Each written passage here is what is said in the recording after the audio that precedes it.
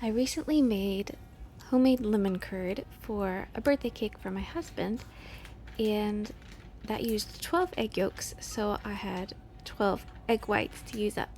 So I'm basically making meringues. It's just egg whites, sugar. I think that was about it for this particular recipe. Mine's from a Martha Stewart dessert cookbook, which I can't share, but I did find a similar recipe online. So this dessert can be called a pavlova, and it's like this crispy on the outside, chewy on the inside, almost marshmallowy kind of confection. It's very delicious. And then so here I was just showing you kind of the before. We are trying to get the boys' former bedroom ready for our little girls. So our toddler is 2, so she's going to be moving into a big girl bed, and then eventually when this baby that I'm pregnant with currently is born, well, when she gets a little bit older, she'll join our current toddler in that bedroom. So we're just getting the bedroom ready for both girls. We've been filling holes in the walls and painting, and so we're making progress. There's still a lot to do, but we've had a lot of help, and I've been very grateful for that. And then here I'm making one of my boys' favorite muffin recipe, and it's called doughnut muffins. So I'm making a gluten-free version, and I've included that in the description box. It's just by King Arthur flour, but I think what makes it taste like a donut is the combination of nutmeg, cinnamon, and vanilla. And so I love to make this in large quantities, and then they keep really well in the fridge. I made some full-size muffins, and then I also took to our church's Easter breakfast, I took a lot of mini muffins. So once you bake them, you dip them in softened butter, and then after it has the softened butter on it, then you dip it in cinnamon sugar. They're very delicious. They keep in the fridge well. If you put them in an airtight, Ziploc type bag, you can also freeze them for a long time. But they never really last long enough in our house to freeze them. I always think, I'll freeze them and then I'll have them later, and then we end up eating them pretty quickly. So I was attempting to do this while holding our toddler. Turns out it wasn't that easy, but I just wanted to show you the gist of how this works, and then I finished up this process a little bit later. Actually, my 9-year-old son finished up this process. So here is the beginning of another day. This is a Wednesday, and we didn't have a whole lot going on this day, not a ton, so I thought it felt like a good time to take you along. So I woke up before everyone else, and I was pretty hungry, so I just combined some Greek yogurt with some leftover pineapple and strawberry, a little bit of honey, and some granola, and I had that with a cup of decaf coffee. And then we raced out the door to get to an orthodontist appointment at 9 o'clock, which is not very late, or it's not very early, I mean, but I feel like I'm kind of spoiled with homeschooling, where we don't most days have to get out the door quickly. So it felt early to me, and our toddler woke up just in time to come right out of her bed and get straight into the car seat, pajamas and all. I was kind of embarrassed. I don't really like to take anyone anywhere in PJs, but that is what happened. And she ate some breakfast in the at the orthodontist office as my son was having some updates to his braces done. So following the orthodontist appointment, we got home, and I had second breakfast. So I had a bunch of peanut butter toast. It's like gluten-free toast with crunchy peanut butter. And then my 9-year-old son had made homemade whipped cream to put on berries, which I'm very proud of him for knowing how to do that at the age of 9. I feel like that's kind of impressive. I don't think I learned how to do that till I was an adult. So I ate some whipped cream just with a spoon, and it was delicious. So I could confirm that it was quite good. And then my mom came over to help me work in the flower beds. So this is the flower bed on the side of our house, and it gets the most sun of all of our beds. And I really enjoy having tons of cut flowers in order to make little flower arrangements all summer long. So we worked on really cleaning out and tidying up the flower bed. There were some things that I'd planted that really just didn't do that well there, so we pulled those out in order to make room for more things. So we planted 2 different varieties of dahlias. So there was like a really pale pastel purple with a little bit of a deeper purple. So I planted here along the side, and then on our off of our back patio we planted it was kind of the same idea. It was like a light pink mixed with a dark pink dahlia. So I'm hoping that those do really well.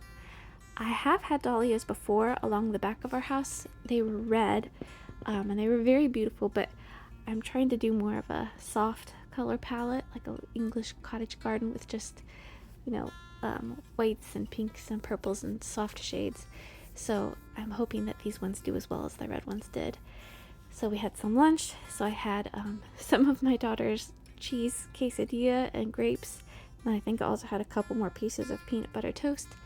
And then it was time to get her down for a nap. So we've really been enjoying using a white noise machine. Our house is just pretty much always loud because I've got 5 kids and my husband works from home and I'm at home, and there's a lot of coming and going. And I feel like the white noise kind of provides a little bit of a insulating cocoon of, I don't know, like just of soft noise that kind of blunts the other kind of loud sounds that punctuate the stillness otherwise. And I do feel like it makes it a little bit easier for her to sleep well. If I accidentally have the sound machine on a timer and it turns off partway through her nap, I do find that she tends to wake up earlier. So I feel like a white noise machine is something that I would always choose to buy again for if we were having more children. So I did actually just buy another one. So I'll have one in this bedroom here that I'm working on now, and then in the new baby's nursery will also have a white noise machine.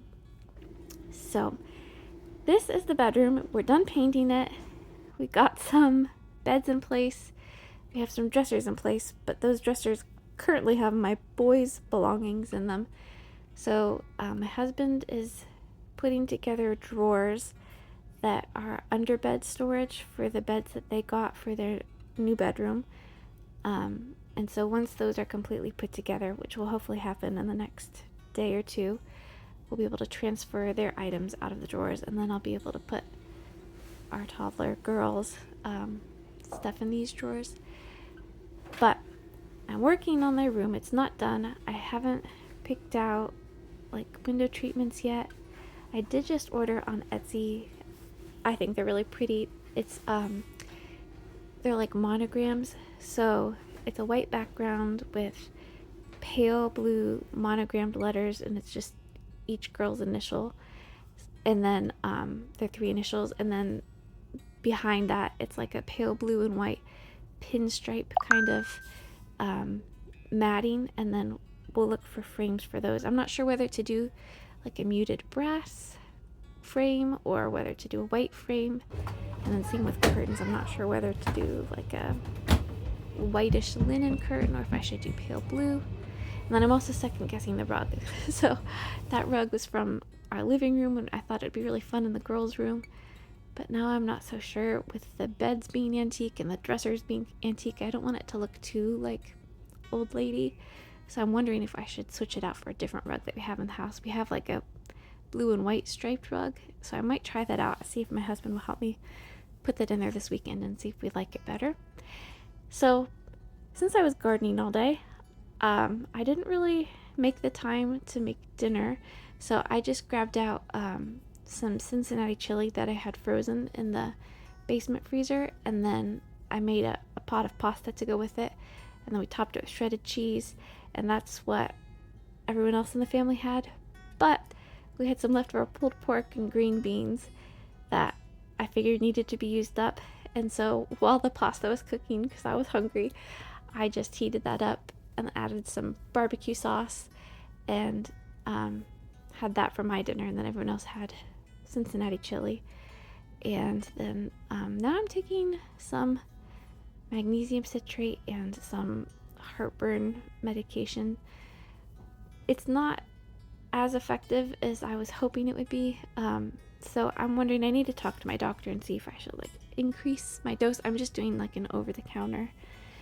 But like last night I woke up, actually the last few nights I've been waking up with heartburn, but also feeling like really nauseous. So I've been like going to the hall closet and grabbing an emesis bag and then bringing it back to bed with me, and then taking it like 1 or 2 Tums, and then propping myself up with pillows so I'm more upright, and then I like sit there with the emesis bag on my mouth.